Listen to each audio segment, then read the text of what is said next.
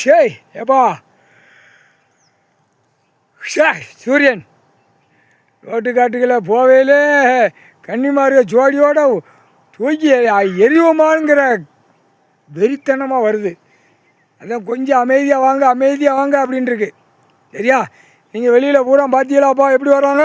எப்படி நாலும் பொழுதும் ஓடுது, நாலும் பொழுதும் அழிக்கான், நாலும் பொழுதும் கெட்டணமாக ஓட்டிதான், நாலும் பொழுதும் விவசாயத்தை அழிச்சு ஓடியாரான், நாலும் பொழுதும் குளத்தில் என்ன தள்ளவா மண் அல்லவா போகிற இதை ஜோலியாக டக்கர் வண்டி லாரி சேசி பேச்சு ஓடிக்கிட்டே இருக்கான்.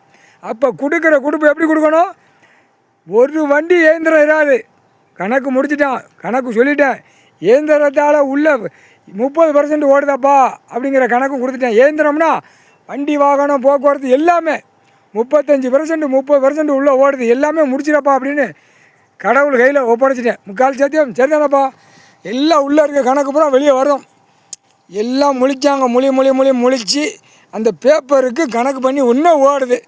பார்ப்போம். இப்போ தானே போயிருக்கோம், இப்போ தானே உள்ள கோர்ட்டுக்குள்ளே எல்லா படையும் போகிறோம். அவங்க லேசாக நினைப்பான், வழக்கறிஞ்சு இது என்ன சாமி வருமா அப்படின்னு அவன் நினைக்கான். புரியுதா? இந்த ஜாதியாக இருக்கிறவன் மதமாக இருக்கிறவன் இவனுங்களுக்கு லூஸு பிடிச்சி போய் அலைதான், இந்த பேப்பருக்கு அலைதான். கொடுக்குற கொடுப்பு கொடுத்தா நமக்கு மேலே அப்பாறப்பட்ட கடவுள் ஒன்று இருக்கார், அவர் படைகளை அனுப்பி நம்மளை நசுக்குதார், குடும்ப நாசமாக போகுதுன்னு நாக்க வெளியே இழுப்பான். வேறு பூரா ரவுடித்தனம் மொல்ல மாதிரி முடிச்சு வைக்கித்தனம் பிராடுத்தனம் பூரா வாரானா எப்படி வாரோம்? நமக்கு விழுவலம் விழுமான்னு பார்க்கான்.